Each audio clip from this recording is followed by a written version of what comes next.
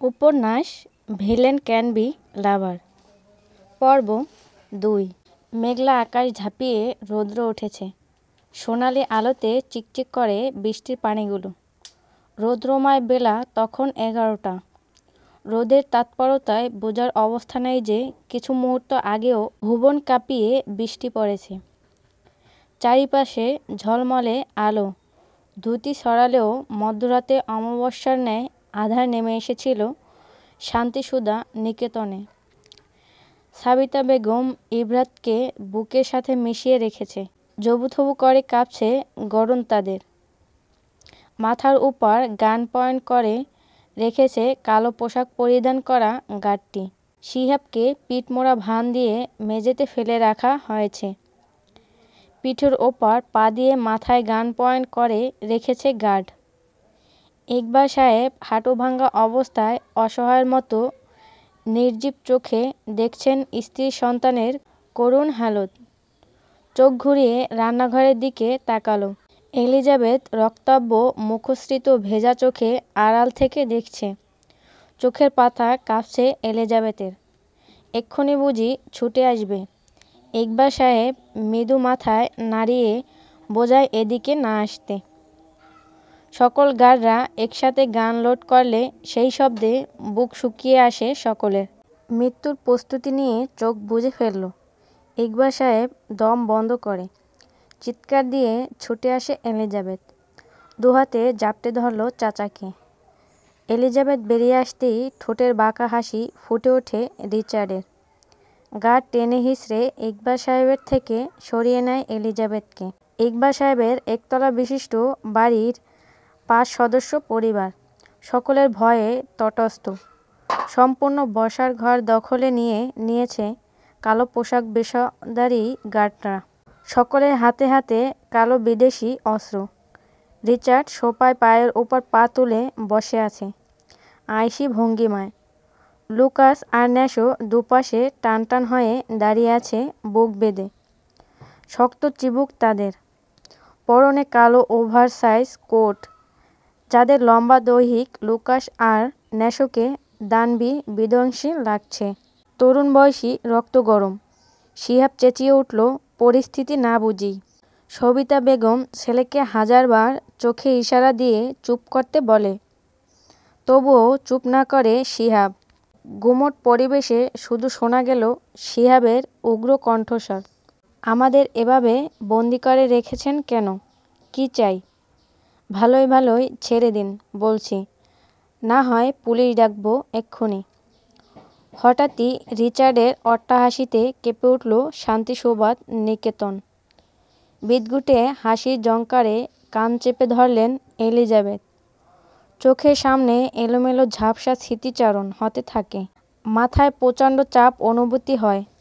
দুধে আলতা মুখশ্রী নীল বর্ণ ধারণ করতে থাকে ধীরে ধীরে। দুহাতে কান চেপে ধরে ফ্লোরে মাথা গুঁজে হাঁপাতে থাকে অস্বাভাবিকভাবে।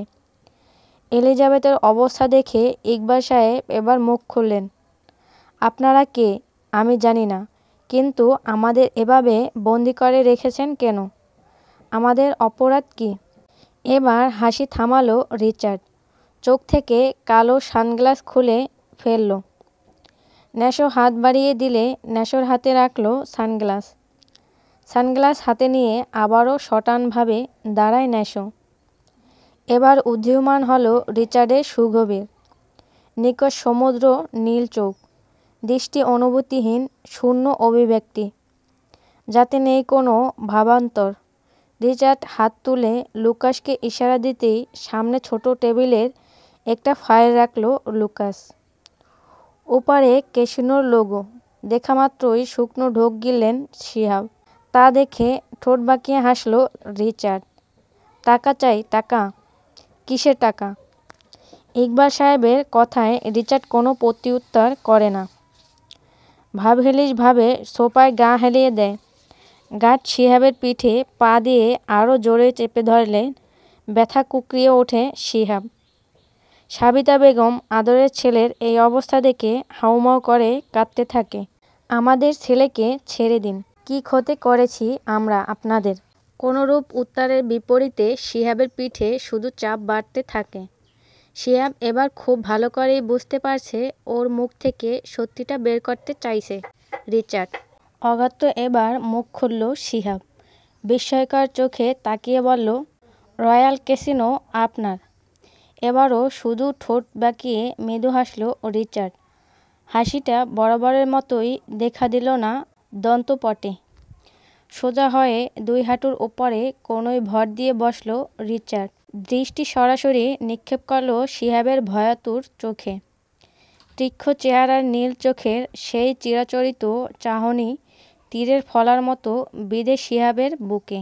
রিচার্ডের তাবুকের মতো টান টান অগ্রভাগের অপক্র অংশে কোনোই কাটা দাগ ধরালো ছুরির মতো চকচক করছে। মাথা নিচু করে ফেলল শিহাব। ইকবাল সাহেব অবিশ্বাস্য নজরে তাকালো ছেলের পানে।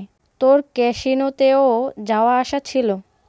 ছেলের নীরবতা দেখে আরও গর্জে উঠল ইকবাল সাহেব। স্ত্রীর দিকে তাকিয়ে শক্ত গলায় চেঁচালো, এই মানুষ করেছ ছেলেকে? লাই দিয়ে দিয়ে তো মাথায় তুলে ফেলেছিলে। নিজের হাতে নষ্ট করেছ ছেলেকে। আমার সম্মানের শিক্ষাগত পেশার টাকা নিয়ে জুয়া খেলতো তোমার ছেলে। একে আমার ছেলে ভাবতেও ঘৃণা হচ্ছে। এখানে কোনো ফ্যামিলি মেলো ড্রামা দেখতে আসিনি। রিচার্ডের কথায় গার্ডরা এবার সকলের মাথার সাথে চেপে ধরে গান। ইবরাত মাকে জড়িয়ে ধরে ফুঁপিয়ে ফুঁপিয়ে কাঁদছে। ইকবাল সাহেব ঘৃণিত চোখে ছেলের দিক থেকে নজর ফিরিয়ে নেয়। চোখে ফুটে উঠেছে অসহায়তা এক পিতার। ঘুরে তাকালো মেঝেতে লুটিয়ে থাকা এলিজাবেথের দিকে। এলিজাবেথের লাল ঘন কেশ ফ্লোরে বিছিয়ে আছে, যার ফলে অবয়ব দেখা যাচ্ছে না। গার্ডরা অদ্ভুতভাবে চেয়ে আছে এলিজাবেথের দিকে। হঠাৎ রিচার্ড কোমরে গুজে রাখা শটগান বের করে সামনের ক্যাবিনেটের ওপার সাজিয়ে রাখা সিরামিকের ফুলদানিতে শ্যুট করল। টুকরো টুকরো হয়ে ভেঙে পড়ল মেঝেতে। কেঁপে ওঠে সকলে আতঙ্কে। গার্ডরা দৃষ্টি সরিয়ে নত দৃষ্টিতে নিবিষ্ট করে তৎক্ষণাৎ। গুমট পরিবেশ সবিতা বেগম আর ইবরাতের কান্নার গরম হয়ে উঠল। শিহাবের নাক দিয়ে রক্ত বের হচ্ছে, পিঠে অধিক চাপ প্রয়োগের ফলে। স্মৃতিচারণ করতে থাকে পুরনো দিনের। স্বভাবগতভাবেই ছোট থেকে শিহাব খুবই দস্যি আর বদ। সকল রকম নেশার সাথে জড়িয়ে গিয়েছিল এই 22 বছর বয়সে। সবিতা বেগম একদম ছেলের নেওয়াটা। শত অন্যায় করলেও কখনো কোনো শাসন করেনি। বরঞ্চ ইকবাল সাহেব করতে চাইলে ওনার সাথে ঝগড়া বিবাদ করত। ছেলে কে খ বোঝালে সেটাই মেনে চুপ থাকত। নেশার পাশাপাশি একটা সময় জুয়া খেলায় জড়িয়ে যায় শিহাব। প্রথম লাভ দেখে ধীরে ধীরে লোভে পড়ে টাকার সংখ্যা বাড়াতে থাকে। কিন্তু পরিস্থিতি বা কপাল যায় বলা হোক, সব সময় আমাদের অনুকূলে থাকে না। লোভ থেকে বের হতে পারেনি শিহাব। এমন করতে করতে একসময় অনেক টাকার ঋণ হয়ে যায় ক্যাসিনো ম্যানেজারের কাছে। 3 মাস যাবৎ শুধু সময় চেয়ে আসছে পরিশোধ করে দিবে বলে। তখনও জানত না ক্যাসিনোর মালিক কে। কিন্তু এমনটা হবে তা কল্পনাও করেনি শিহাব। এদের নীরবতা এবার বিরক্ত হয় রিচার্ড। বেশি কথা বলা এবং সময় ব্যয় করা দুটো জিনিসেরই খুব স্কিট রিচার্ড। হিংস্রতার টানাপোড়ায় ধামাচাপা পড়ে যাওয়ায় অমানবিক মস্তিষ্ককে এবার কান্নার নেকা কান্না ছাড়া কিছুই মনে হয় না। রাগে কপালের পাশের রগগুলো ফুলে ফেঁপে উঠেছে। হিংস্র প্রাণীর মতো গর্জে উঠল রিচার্ড। আর একটা সাউন্ড হলেই এক্ষুনি মাটি চাপা দিয়ে দেব সবগুলোকে। সবিতা বেগম দুহাতে মুখ চেপে ধরল মেয়ের। নিজের দাঁতে দাঁত চেপে যথাসম্ভব চেষ্টা করছে কান্না আটকানোর। ইকবাল সাহেব তপ্ত শ্বাস ফেলে কোনোরকম ভনিতাহীন বলল, কত টাকা? 25 লাখ। রিচার্ড নিরুদ্বেগ ভাব নিয়ে বলল, চোখ কপালে উঠে যাওয়ার উপক্রম ইকবাল সাহেবের। রক্তাভ মুখে তাকায় ছেলের দিকে। লজ্জায় মাথা তুলে না শিহাব। সবিতা বেগম কান্না মিশ্রিত গলায় ছেলেকে বলল, বাপ, এটা তুই কি করলি? এত টাকা কোথায় পাবো আমরা? হয় টাকা নয় জীবন। You have just two option. Sabita Begum এবার ছুটে গিয়ে রিচার্ডের পায়ে পড়ল। অঝরে কাঁদতে থাকে। মাথায় রক্ত উঠে যায় রিচার্ডের। তীব্র ঘৃণার চোখে নীলমণির পাশে সাদা অংশ অগ্নিকুণ্ডের লাল লাভার ন্যায় রূপ ধারণ করে। লুকাস আর ন্যাশোর মতো হিংস্র স্বভাবের দুজনও ঘাবড়ে যায় এটা দেখে। লুকাস চট করে জলদি টেনে আনে রিচার্ডের পা থেকে সাবিতা বেগমকে। মহিলা আকুতি মিনতি করতে থাকে রিচার্ডের দিকে তাকিয়ে। আমার ছেলেকে ছেড়ে দাও। তোমার পায়ে ধরি বাবা। একটা মাত্র ছেলে আমার। আমার ছেলের কিছু হয়ে গেলে কি নিয়ে বাঁচব আমরা? ছোট মানুষ ভুল করে ফেলেছে। কিছুদিন সময় দাও আমাদের। আমরা সব টাকা পরিশোধ করে দেব। সবিতা বেগমের প্রতিটা কথায় রিচার্ডের রাগ তিরতির করে বাড়তে থাকে। হিংস্র জানোয়ারের মতো চোখ বুজে অযথা সিলিংকের গুলি করতে থাকে অনবরত। আশেপাশে গাছপালার অবস্থানরত সকল পাখিও উড়ে গেল গুলির বিকট শব্দে। এবার শোনা যায় এলিজাবেথের হুপ হুপ করে কান্নার আওয়াজ। কান্নার তালে তালে শরীর কাঁপছে। এলিজাবেথের কান্নার শব্দে নিজের চুল টেনে ধরে ফুঁসতে থাকে রিচার্ড। গার্ডরা মাথা নত করে দাঁড়িয়ে আছে তখনও। আকস্মিক চেহারার রং পাল্টে গেল রিচার্ডের। হিংস্রতার ছাপ মুছে গিয়ে ঠোঁটের কোণে ফুটে ওঠে পৈশাচিক আত্মার শয়তানি হাসি। ঠিক আছে, জীবন দিতে হবে না। টাকার বিনিময়ে আমার রক্ষিতা হিসেবে নিতে চাই আপনার মেয়েকে। আঁতকে ওঠে ইকবাল সাহেব। গার্ডকে ধাক্কা দিয়ে সরিয়ে ছুটে গিয়ে জাপটে ধরে ইবরাতকে। ইবরাত তখনও ধ্যানের মধ্যে ছিল। অধৌতে কোনো কথা তার কানের মধ্যে গিয়েছে কিনা তা নিয়ে সন্দেহ। মন্ত্রমুগ্ধকার একগুঁয়ে দৃষ্টিতে তাকিয়ে আছে ন্যাশোর শক্ত তামুকে। বোনের প্রসঙ্গ উঠতেই আবারও গর্জে উঠল শিহাব। চেঁচাতে থাকল, আমার বোনের গায়ে একটা কেউ হাত দিলে কুত্তা দিয়ে খাওয়াবো আমি। রিচার্ডের ঠোঁটের কোণে তখনও বাঁকা হাসি। খানিকটা ঝুঁকল শিহাবের দিকে। হেসে সরু গলায় বলল, আর ইউ সিরিয়াস? অতর্কিত আক্রমণের মাটিতে আবারও লুটিয়ে পড়ল শিহাব। পা থেকে গড়গড় করে রক্ত বের হচ্ছে। সবিতা বেগম জান প্রাণ দিয়ে চেষ্টা করছে ছুটে ছেলের কাছে যাওয়ার জন্য। এলিজাবেথ এক কোণে বসে ফুঁপিয়ে ফুঁপিয়ে কাঁদছে। তাকিয়ে দেখতে পারছে না সামনের অপ্রীতিকর ভয়ঙ্কর দৃশ্য। কুণ্ডলি পাকিয়ে আশা দুর্বল গলায় উচ্চারণ করল, ওদেরকে ছেড়ে দিন না। কি ক্ষতি করেছে আপনার? ভাইয়া সকালেও তো আপনাকে সাহায্য করেছিলাম আমি। এহেন গুমট পরিবেশে এলিজাবেথের হিমশীতল ঠান্ডা গলা যেন এক ফালি উষ্ণ হাওয়ার বয়ে দিয়ে গেল। লুকাস এলিজাবেথের করুণ দৃশ্য উপেক্ষা করে চোখ ফিরিয়ে নেয়। তাদের মন শক্ত, ধাতু দিয়ে গড়া। এই প্রফেশনে নমনীয়তা চলে যায়। এখানে ঠাঁই নেই কোনোরূপ ভালোবাসা, ভালো লাগার, কৃতজ্ঞতা। হিংস্রতা আর উগ্রতা ছাড়া বাকি সকল কিছুই নস্যিহাতে জগতে। এলিজাবেথের কথা শুনে কিরমিরাতে থাকে সবিতা বেগম। তার মানে তুই এদের এখানে নিয়ে এসেছিস? অকৃতজ্ঞ নেমহারাম! এতদিন আমার নুন খেয়ে আমারই পিঠ পিছে ছুরি মারিস? না চাচি, বিশ্বাস করো, আমি চিনি না ওনাদের। এদের কাউকেই চিনি না আমি। আর একটা কথা বলবি না, নষ্ট মেয়ের জাত। রূপ দেখিয়ে এদের উস্কিয়ে দিয়েছিস আমাদের বিরুদ্ধে। সবিতা, চুপ করো তুমি। নিজের ছেলের দোষ এভাবে ওর ওপর চাপিয়ে দিতে পারো না তুমি। আমি কি পারি না পারি এটাই আজ দেখাবো। সবিতা বেগম ওদের থেকে ছুটে গিয়ে চুলের মুঠি ধরে টেনে তুলল এলিজাবেথকে। ব্যথায় এলিজাবেথের চোখের কার্নিশ ঝাঁপিয়ে স্রোতের ধারা বইল। চাচির হাত থেকে ছোটার জন্য ছটফট করতে থাকে এলিজাবেথ। গলা হাতে নির্গত কর্কশ গোংরানির শব্দে দুর্বল গলায় উচ্চারণ করল, আহ চাচি, লাগছে আমার। হঠাৎ এলিজাবেথ গিয়ে ছিটকে পড়ল রিচার্ডের বুকে। সবিতা বেগম হাত চেপে ধরে মেঝেতে বসে আহাজারি করতে লাগল। ইবরাত ওড়না দিয়ে মায়ের হাত চেপে ধরে। শিহাব রক্তাক্ত পায়ে ঢেঙ্গিয়ে ঢেঙ্গিয়ে মায়ের কাছে যায়। ইকবাল সাহেব দিশেহারা হয়ে পড়ল। স্ত্রী সন্তান কাকে রেখে কাকে বাঁচাবে, তালমাতালে পড়ে যায়। চোখের সামনে সকল কিছুই ঝাপসা হয়ে আসছে। নিজেকে এত অসহায় আর কোনোদিনও লাগেনি ইকবাল সাহেবের।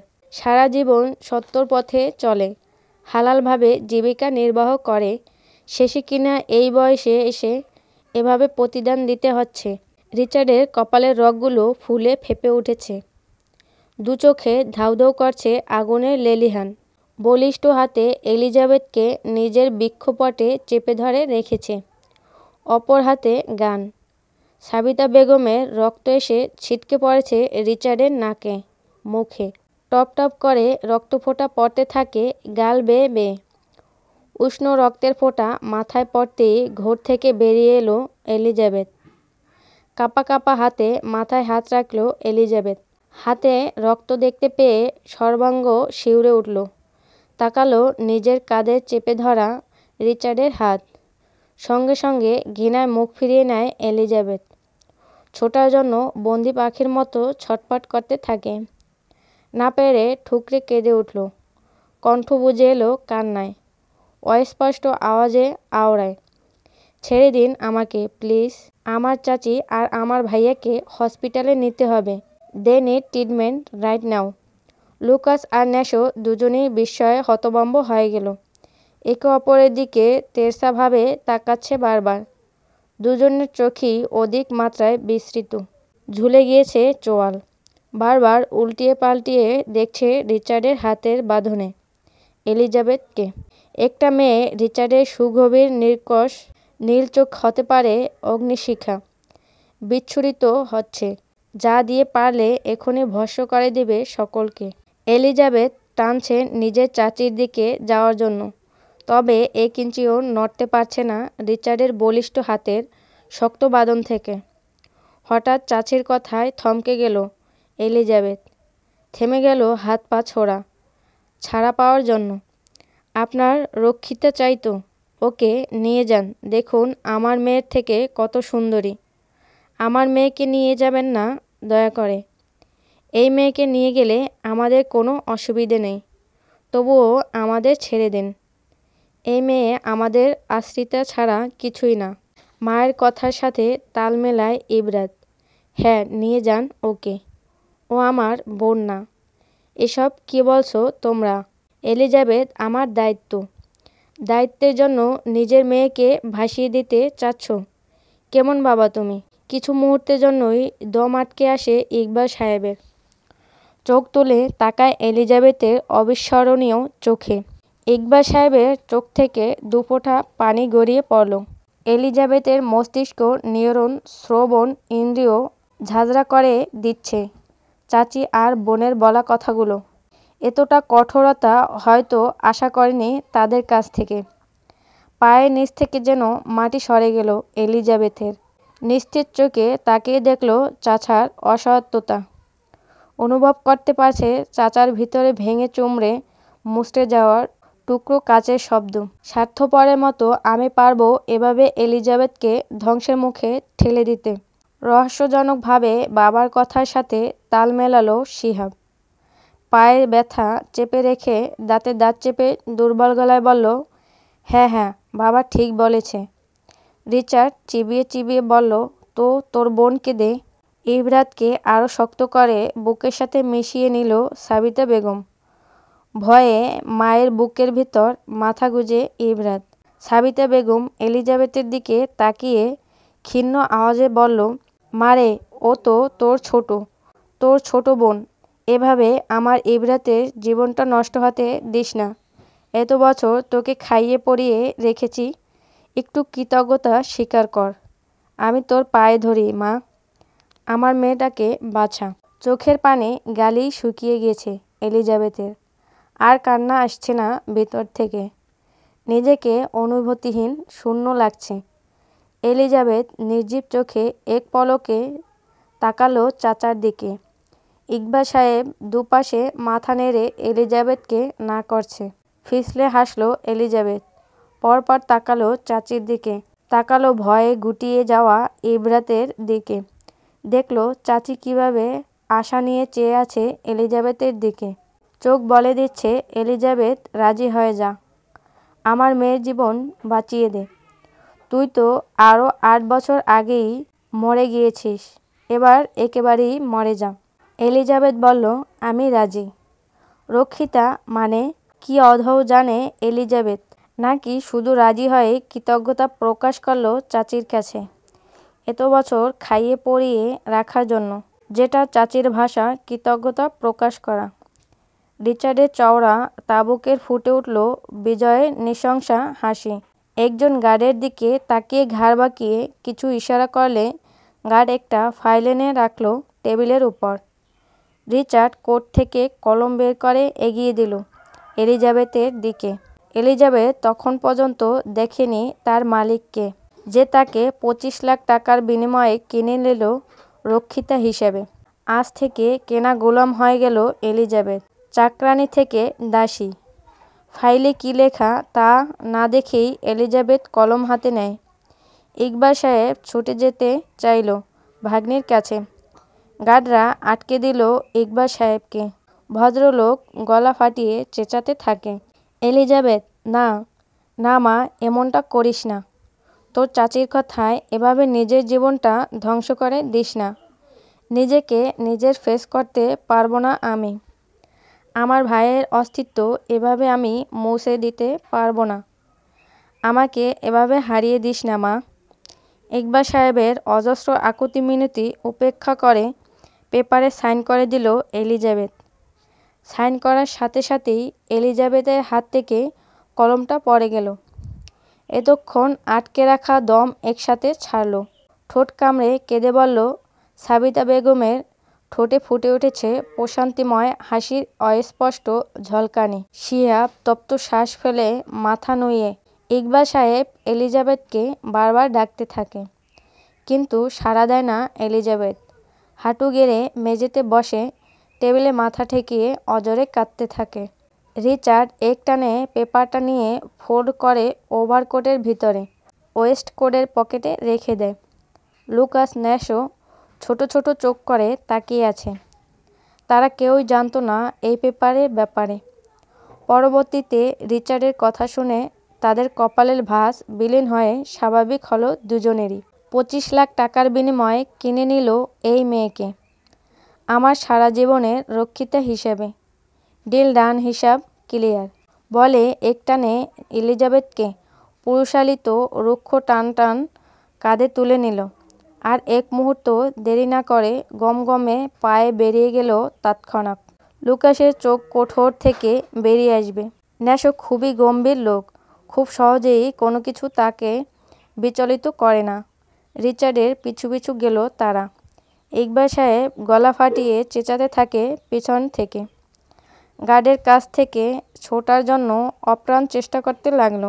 এলিজাবেথ দৃষ্টিসীমানার বাইরে চলে যেতেই ব্যর্থ পিতার ন্যায় নিচে বসে ঢুকরে কেঁদে উঠল ইকবাল সাহেব। গাড়ি চলছে হাইওয়ে ধরে। উদ্দেশ্য রিচার্ডের বাগানবাড়ি। প্রতি বছর একবারই দেশে আসে রিচার্ড, আর তখন এই বাগানবাড়িতে ওঠে। এলিজাবেথ কাঠের পুতুলের মতো জড়সড় হয়ে বসে আছে, এক দৃষ্টিতে বাইরে তাকিয়ে আছে। সেকেন্ডের ব্যবধানে ওদের গাড়ি এগিয়ে চলেছে একের পর এক। গাড়িগুলোকে ছাড়িয়ে বাইরে তাকিয়ে থাকলেও কিছুই দৃষ্টিগোচর হচ্ছে না এলিজাবেথের। জীবনে কঠিন হিসাব মেলাতে ব্যস্ত সে। আজ থেকে কারোর রক্ষিতা সে। নতুন জীবন, নতুন সূচনা, যেই জীবনের জন্য এক কাপড়ে বেরিয়ে এসেছে সে। আচ্ছা, কেমনভাবে গ্রহণ করবে এলিজাবেথ সেই জীবনটাকে, বা সেই জীবন কিভাবে ওয়েলকাম জানাবে তাকে নতুন জীবনের সূচনায়? এলিজাবেথ কি আদৌ বুঝতে পারছে রক্ষিতা শব্দের মানে কি? না, এখনও ঘোরের মধ্যে পড়ে আছে। ন্যাশো একটু পর পর ফ্রন্ট মিট দিয়ে দেখছে রিচার্ডকে, যে ট্যাবে খুবই মনোযোগ দিয়ে কিছু দেখছে। ন্যাশো পরপর দেখল পাশে বসে থাকা একটা প্রাণহীন দেহকে, যা নিস্তব্ধতায় ছেয়ে গেছে। এখান থেকেও যেন এখানেই নেই, কোনো এক গহীন জঙ্গলে হারিয়ে গিয়েছে। সেই ছটফটে সত্তাটি, যা সকালেও ছিল। তারা দেখছে, তবে কারোই সাহস নেই রিচার্ডের কাছে প্রশ্ন করার। হঠাৎ কী এত জরুরি তলব ছিল যে 25 মিনিটের মধ্যে মেয়েটির সব ডিটেলস বের করে একদম রক্ষিতা বানিয়ে নিয়ে আসতে হলো। যেই মানুষটা নিজের বাসায় একজন ফিমেল মেডও রাখে না। গাড়ি গিয়ে থামলো বাগানবাড়ির সামনে। চট করে জলদি দারোয়ান দৌড়ে এসে গেট খুলে দিল। রিচার্ডের আগমন দেখতে পাওয়ায় মাত্র সকল গার্ডকে চেহারার রং বদলে যায়। ভয়ে তটস্থ হয়ে গেল সকলে। এটা বাগানবাড়ি হলেও অধৌতে এটা কোনো দিক দিয়ে বাগানবাড়ি ক্যাটাগরিতে পড়ে না। অদ্ভুতভাবে ডিজাইন করা এই আবাসস্থলটি। নেই কোনো উজ্জ্বল রঙের ছোঁয়া বা কোনো গাছগাছালি। বাংলো বাড়ির মতো ডুপ্লিকেশন বাড়ির সামনে শুধু একটা সুইমিং পুল, তাছাড়া আর কিছুই নেই। প্রধান ফটকের সামনে সারি সারি করে কালো চারটে গাড়ি রাখা।